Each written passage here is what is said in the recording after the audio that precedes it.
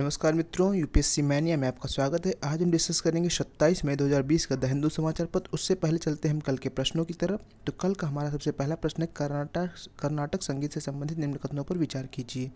ये भारत की सबसे पुरानी संगीत विधा है, बिल्कुल सही है। यह पूर्ण रूप से स्वदेशी है, जबकि हिंदुस्तानी विधा में अरबी फारसी प्रभाव देखने मिलते हैं, ये भी सही है। पुरंदर दास को कर्नाटक संगीत का पितामह कहा जाता है, बिल्कुल सही है। इसमें गायन को वाद्य यंत्रों की तुलना में अधिक महत्व दिया गया है, ये भी बिल्कुल सही, यानी उपर्युक्त सभी डी विकल्प सही जाता है। किस राज्य की सीमा चीन से नहीं लगती है? उत्तराखंड की लगती है, हिमाचल प्रदेश की लगती है, सिक्किम की लगती है। उत्तर प्रदेश की सीमा चीन से नहीं लगती है। गुरु ग्रंथ साहिब के संकलनकर्ता कौन है? गुरु अर्जुन देव सिखों के 5वें गुरुदेव थे। ये हमने कल डिस्कस किया था। अब हम चलेंगे आज के समाचार पत्र की तरफ। तो सबसे पहली न्यूज जो आपकी है, PM reviews LAC stand of with NSS CDS and 3 service chiefs. तो जैसे कि हम जानते हैं, लाइन ऑफ एक्चुअल कंट्रोल जो भारत चीन सीमा के बीच में जो है, भारत और चीन की सीमा मानी जा रही है अभी, चूँकि अभी क्लियरली डिमार्केटेड नहीं है, लेकिन इसी माध्यम से, इसी कारण इसमें जो है थोड़ा गतिरोध उत्पन्न हुआ, जो अभी बढ़ता हुआ जा रहा है। तो अभी इसको प्रधानमंत्री जी ने गंभीरता से लिया है और अपने स्तर पर जो है एनएसए जो नेशनल सिक्योरिटी एडवाइज़र हैं और चीफ ऑफ डिफेंस स्टाफ हैं और जो 3 सर्विसेज चीफ है, उनसे वार्तालाप करके इसको सुलझाने के लिए प्रयासरत हैं। और देखिए, इस समस्या गंभीर और इसलिए हो गई क्योंकि जो वहाँ के शी जिनपिंग चीन के राष्ट्रपति हैं, वो कह रहे हैं कि वर्स्ट केस के लिए तैयार रहिए, यानी अपनी सेना को वो वर्स्ट केस के लिए तैयार कर रहे हैं। इसका मतलब कि मामला गंभीर है, तो सचेत होने की आवश्यकता है। दोनों लोगों को जल्द से बात से इस मामले को सुलझाया जाए। अगली न्यूज़ है, no WHO bar on India testing hydroxychloroquine as preventive. तो WHO के जो चीफ साइंटिस्ट हैं, मुख्य वैज्ञानिक हैं आपकी सौम्या स्वामीनाथन, ये भारत की हैं। ये चीज़ तो पहला प्रश्न तो आपको यही समझ लेना है। WHO के जो चीफ साइंटिस्ट हैं सौम्या स्वामीनाथन, ये भारतीय मूल की महिला हैं, भारतीय महिला हैं। उसके बाद इन्होंने क्या कहा है कि WHO कोई प्रतिरोध नहीं लगा रहा है कि आप हाइड्रोक्सी क्लोरोक्विन पे जो है रोक नहीं लगा रहा है उस पर करने के लिए, क्योंकि देखिए अभी क्या है, 4 दवाएं मुख्य रूप से टेस्टिंग की जा रही हैं एफिकेसी के लिए कोरोना से लड़ने में। रेमडेसिविर, लोपिनाविर, राइटोनाविर और लोपिनाविर राइटोनाविर इन्फेरॉन बीटा के साथ। चौथी है हाइड्रोक्सी क्लोरोक्विन। तो इन दवाओं का नाम आपको याद नहीं रखना है। ये 4 दवाएं भी ट्रायल की जा रही हैं ताकि जो कोरोना से लड़ने में हेल्पफुल हो। तो वही चीज़ बताया जाए इन्होंने कि हाइड्रोक्सी क्लोरोक्विन को वाइडली आम आदमी के लिए मत यूज़ करने दो, लेकिन ट्रायल के लिए कोई रोक नहीं। WHO कुछ नहीं बोल रहा है। अगली न्यूज है, ensure transport food for migrants, supreme court tell centre states. तो सुप्रीम कोर्ट ने एक सुओ मोटो रिकॉग्निजेंस लेते हुए, सुओ मोटो मतलब स्वतः संज्ञान में लेते हुए, सुप्रीम कोर्ट ने स्वतः संज्ञान में लेते हुए ये कहा है कि जो भी माइग्रेंट वर्कर्स फंसे हुए हैं उनको फ्री में फूड और ट्रांसपोर्ट अवेलेबल कराया जाए। ये थी न्यूज से संबंधित। अब अगली न्यूज, 82 फॉरेनर्स चार्ज सीटेड। तो जो आपका निजामुद्दीन औलिया में आपका तबलीगी जमात की जो बैठक हुई थी, वहाँ पे सब लोग एकत्रित हुए थे, उसमें 82 विदेशियों को चार्जशीट किया गया है, उनके खिलाफ केस फाइल किया गया है। अगली news, cyclone evacuates migrants under one roof.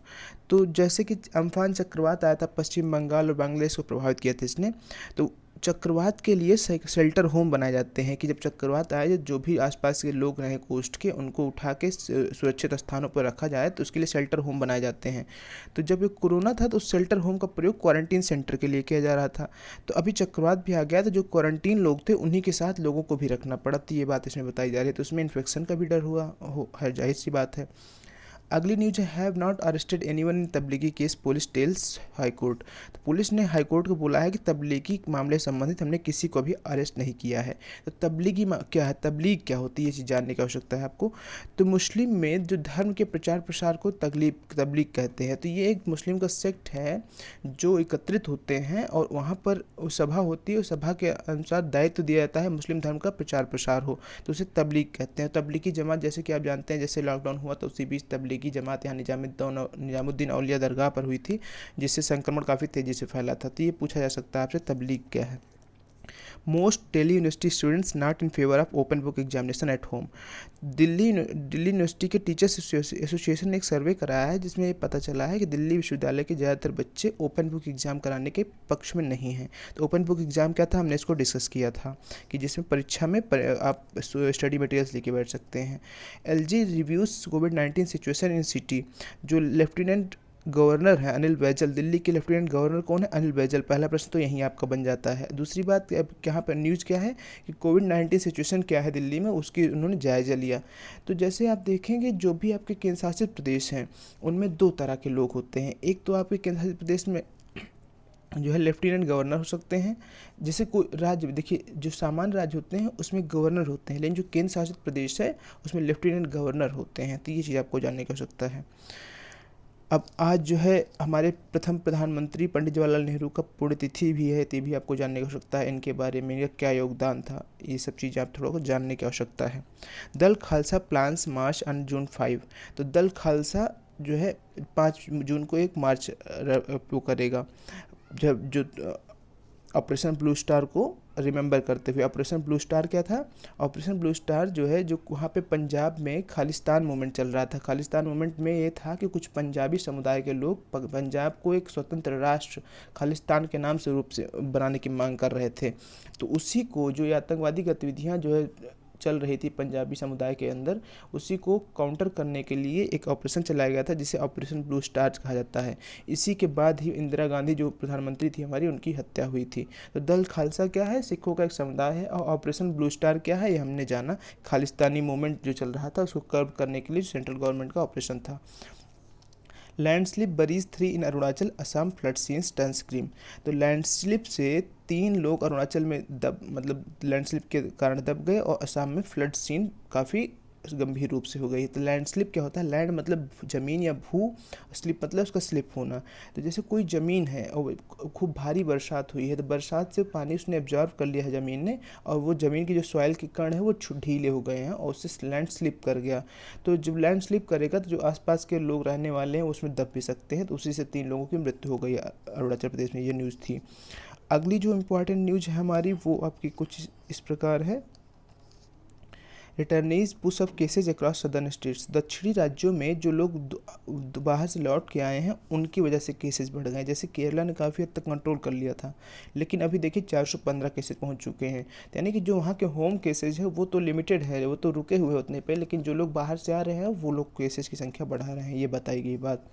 Supreme court allows LG Polymers staff to access to plant. Supreme court ने जो एलजी पॉलीमर है, एलजी पॉलीमर किससे संबंधित है? हमने बात किया था पहले भी, विशाखापत्तनम गैस लीक मामले से संबंधित है। इसमें स्टायरीन गैस का रिसाव हुआ था और आसपास के लोग उससे काफ़ी प्रभावित हुए थे। तो वहाँ की हाई कोर्ट ने अभी एक दिन पहले ही निर्णय दिया था कि एलजी प्लांट को सील कर दिया जाए, लेकिन सुप्रीम कोर्ट ने अलाउ किया है। जब एलजी प्लांट ने अपना पक्ष रखा कि उसमें गर्मी बढ़ रही है और तापमान 25 डिग्री सेल्सियस से अगर ज़्यादा हो गया तो और भी नुकसान हो सकता है। साथ ही साथ जो उसमें पॉलीमर रखे हुए हैं वो विभिन्न अवस्थाओं में है। कुछ पॉलीमर जो है ज़्यादा सैचुरेटेड है, कुछ जो है अभी इनिशियल स्टेज में है। तो वहाँ पे अगर हम एसेस नहीं करेंगे, लॉक कर सील कर दिया जाएगा प्लांट को, तो और भी समस्या खतरा हो सकता है। तो इसलिए सुप्रीम कोर्ट ने अलाउ किया है कि 30 लोग आपके स्टाफ उसमें जा सकते हैं। अगली न्यूज़ है बेवक्यू गेट्स गूगल ग्रीन लाइट। तो बेवक्यू, बेव मीन्स बेवरेजेस, क्यू मतलब लाइन होता है, QUEUE। बेवक्यू एक एप्लीकेशन है, डेवलप किया गया है केरला में, जो अभी गूगल प्ले स्टोर पे अवेलेबल हो गया है। तो बेवक्यू क्या कार्य करेगा? जैसे कि आप जानते हैं शराब की दुकानों पर भारी भारी लंबी लाइनें लगती हैं, उससे संक्रमण का जो है संभावना और बन जाती है। तो ये एक ऑनलाइन एप्लीकेशन है जिसके माध्यम से टोकन जनरेट होगा, और टोकन के माध्यम से जब आपका नंबर आएगा तब आप जाके शराब की दुकान पर परचेज कर सकते हैं। तो इससे क्या है, सोशल डिस्टेंसिंग मेंटेन रहेगी और संक्रमण कम हो सकता है, साथ ही साथ शराब की बिक्री भी जो है नहीं रुकेगी। तो बेवक्यू क्या है? ये एक एप्लीकेशन है जो शराब की दुकानों पर लाइन मैनेजमेंट या भीड़ मैनेजमेंट का हेल्प करेगी। अगली न्यूज़ है CL to move high court against sale of TTD property. तो एक स्वामी जी हैं, स्वामी परिपूर्णानंद, ये जो है जो तिरुमाला तिरुपति देवस्थानम है, ये कौन सा है? ये आपका जो आंध्र प्रदेश में एक तिरुपति मंदिर है उसका जो मैनेजमेंट संभालता है, टीटीडी है, बोर्ड है ये। तो ये बोर्ड जो है अपनी कुछ संपत्तियों को, यानी कि टीटीडी बोर्ड अपनी कुछ संपत्तियों को बेचने का निर्णय ले रहा है। तो ये बोल रहे हैं अगर कोई संपत्ति बेचता है तो हम उसके खिलाफ हाई कोर्ट जाएंगे। अगली न्यूज़ जो है वो आपकी है ईडी क्वेश्चंस क्रिश्चियन माइकल इन तिहाड़ जेल। तो तिहाड़ जेल में जो इन्फोर्समेंट डायरेक्टरेट है, प्रवर्तन निदेशालय है, वो क्रिश्चियन माइकल से पूछताछ करेगा। तो क्रिश्चियन माइकल कौन है? ये इटालियन सिटीजन है। ये इनका कैसे मामला रिलेटेड है? ये आपका ब्रिटिश सिटीजन है। ये Agusta Westland VVIP helicopter deal case से संबंधित है। तो अगस्ता वेस्टलैंड हेलीकॉप्टर जो है, ये एक हेलीकॉप्टर डील करनी थी इंडिया को, जिसमें जो ये क्रिश्चियन माइकल थे ये विभिन्न जो राजनीतिक लोगों से या जो हमारे प्रशासन के लोगों से उनको घूस दे के इस डील को करवाना चाहते थे। तो 2013 में ये केस जो है सामने आया था, जब इनका जो घूस देने की प्रक्रिया सामने आई थी, तो उसी मामले इनको पूछताछ की जाएगी। तो Agusta Westland VVIP helicopter deal क्या है, अगर जानना है आपको तो इसी जान लीजिए कि जो वीवीआईपी हमारे पर्सन्स इंडिया में उनके लिए जो हेलीकॉप्टर्स की खरीद होनी थी, तो उसी में जो है ये घूस दे के अपनी कंपनी को, एक कंपनी को जो है टेंडर दिलाना चाहते थे, तो उसी मामले से संबंधित है ये। अगली न्यूज है माइलस्टोन इन बिल्डिंग चार धाम टनल। तो चार धाम यात्रा में जो है उसको अच्छे से संचालित हो, उसके लिए अभी जो है इस क्या कहते हैं लॉकडाउन के दौरान ही बॉर्डर रोड ऑर्गेनाइजेशन, ये मिनिस्ट्री ऑफ डिफेंस के अंतर्गत आती है, उसने 440 मीटर लंबी टनल बना डाली है। तो चार धाम यात्रा जो हम अगर देखेंगे तो चार धाम यात्रा क्या है, ये हिंदू माइथोलॉजी से संबंधित चार महत्वपूर्ण स्थल है, जहाँ पे माना जाता है कि आदि शंकराचार्य ने हिंदू धर्म के प्रचार प्रसार के लिए चारों भारत के चारों कोनों पे एक एक धाम की स्थापना की थी।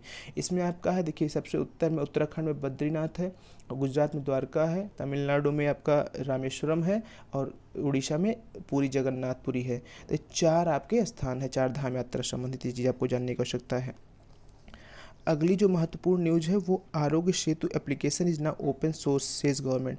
तो गवर्नमेंट ने कल एक जो आरोग्य सेतु एप्लीकेशन के प्राइवेसी पर इशू उठाया जा रहा था कि ये लोगों के डाटा चुरा कर प्राइवेसी करेगी, बाद में गवर्नमेंट इसको सर्विलांस के लिए प्रयोग करेगी। तो जो है हमारा जो गवर्नमेंट लोगों की प्राइवेसी को जो है डर था कि आरोग्य सेतु एप्लीकेशन कहीं हमारा डाटा तो नहीं चुरा रहा है, तो उसके लिए गवर्नमेंट ने इसका सोर्स कोड ओपन कर दिया है, यानी कि कौन कैसे किस प्रोग्रामिंग से बना, उसकी प्रोग्रामिंग ओपनली अवेलेबल करा दी है। और साथ ही एक बग बाउंटी भी रखा है। बग बाउंटी मतलब अगर कोई भी कमी आप इसमें पाते हैं तो जो कमी ढूंढ के लाएगा उसको 3 लाख रुपए का इनाम मिलेगा, और इस कमी को दूर करने के लिए जो सुझाव देगा उसको 1 लाख रुपए एक्स्ट्रा इनाम मिलेगा। तो इससे क्या होगा, लोगों का विश्वास बढ़ेगा। वर्तमान में 11.4 करोड़ यूजर हैं आरोग्य सेतु के, और ये बहुत अच्छे से हमारा कंटेनमेंट में काम कर रहा है। तो जो अब ओपन सोर्स अवेलेबल करा दिया है, तो जो भी लोगों के मन में भ्रम होगा कि हमारा डाटा प्राइवेसी हो सकता है, तो अब ऐसा नहीं रहेगा, इससे विश्वास बढ़ेगा लोगों का। अगली न्यूज है hospital staff develop neutralising antibody says study. तो एक अध्ययन के दौरान पता चला है कि वहाँ पर एक जो है फ्रांस में एक हॉस्पिटल में वहाँ के जो कुछ नर्सेज हैं उन्होंने मतलब पहले संक्रमित हुए, माइल्ड केसेस से संक्रमित हुए कोरोना के, बाद में उनमें एंटीबॉडी डेवलप हो गई है। तो ये चीज़ बताई गई। अगली जो न्यूज़ है marauding locust swarms killed in Dausa with insecticide spray. तो अभी लोकस्ट स्वार्म बहुत तेज़ी से आ रहा है उधर पश्चिमी देशों से। तो लोकस्ट क्या है, जो टिड्डे होते हैं, टिड्डों का अटैक। तो आप सोचते हो कि टिड्डे इतने छोटे हैं क्या करेंगे, लेकिन ये सब जब आते हैं तो लाखों हज़ारों करोड़ों की संख्या में आते हैं, बहुत ज़्यादा संख्या में आते हैं। तो आप इमेजिन करिए कि अगर ये जो है 10 लाख जो है टिड्डे एक खेत में एक साथ आ जाए तो खेत तो मिनट भर में साफ हो जाएगा। ये टिड्डों का अटैक ईरान से पाकिस्तान होते हुए भारत के पश्चिमी राज्यों में आ रहा है। तो अभी यहाँ पे क्या इसको किया जा रहा है, इंसेक्टिसाइड स्प्रे से इसको रोका जा रहा है।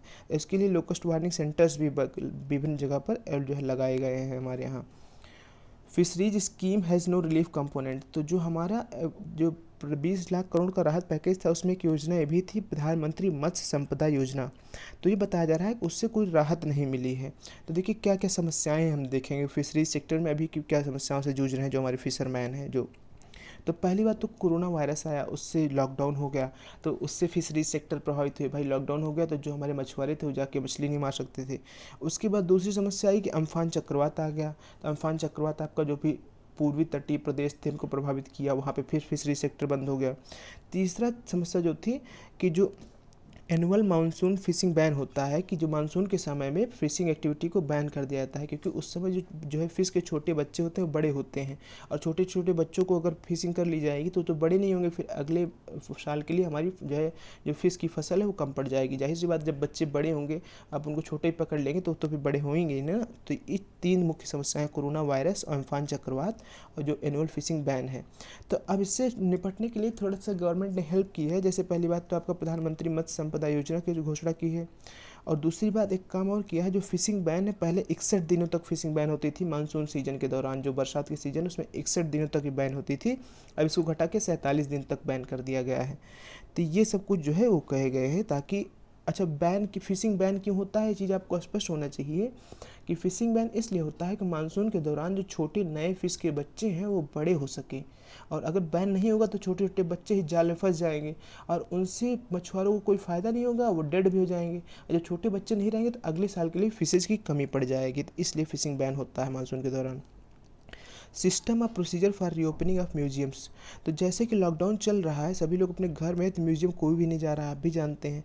तो जो म्यूजियम्स की नई व्यवस्था, मतलब नई सिस्टम ऑफ प्रोसीजर डिवाइस करने की बात की जा रही है, जिसमें आप बात की जा रही है कि जो म्यूजियम खोले जाएंगे तो उनकी ऑनलाइन बुकिंग हो जाएगी टिकट की, और जो भी जाएंगे वो मास्क पहन के जाएंगे और सोशल डिस्टेंसिंग को फॉलो करते हुए जाएँ। तो ये सब चीज़ें डिवाइस की गई है।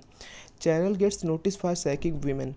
तो असम में एक जो है गुवाहाटी बेस्ड न्यूज़ चैनल है, उसने क्या है, एक प्रेग्नेंट महिला को नौकरी से निकाल दिया है, क्योंकि बोला कि भाई आप देखो प्रेग्नेंट हो और आप काम नहीं कर सकते हो, तो इसलिए अभी हम आपको नौकरी पे नहीं रख सकते हैं।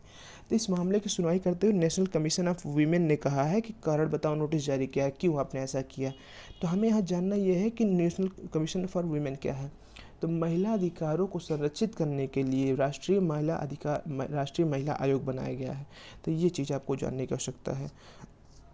अगली महत्वपूर्ण न्यूज़ है आपकी, Xi meets PLA urges battle preparedness. जो चीन के राष्ट्रपति हैं शी जिनपिंग, वो जो है अपनी सेना से मिल रहे हैं। वहाँ की सेना को पीएलए बोलता है, पीपल्स लिबरेशन आर्मी। तो उन्होंने कहा है कि जैसे भारत चीन की सीमा पर तनाव बढ़ते जा रहे हैं, तो कहा है कि वर्स्ट केस सिनारियो के लिए, यानी बुरी से बुरी परिस्थिति के लिए तैयार रहो, यानी कि अपनी सेना को अलर्ट किया है। तो इससे जो है चीन भारत समस्या थोड़ा सा और गंभीर होती हुई दिख रही है। Security law not to a threat to Hong Kong.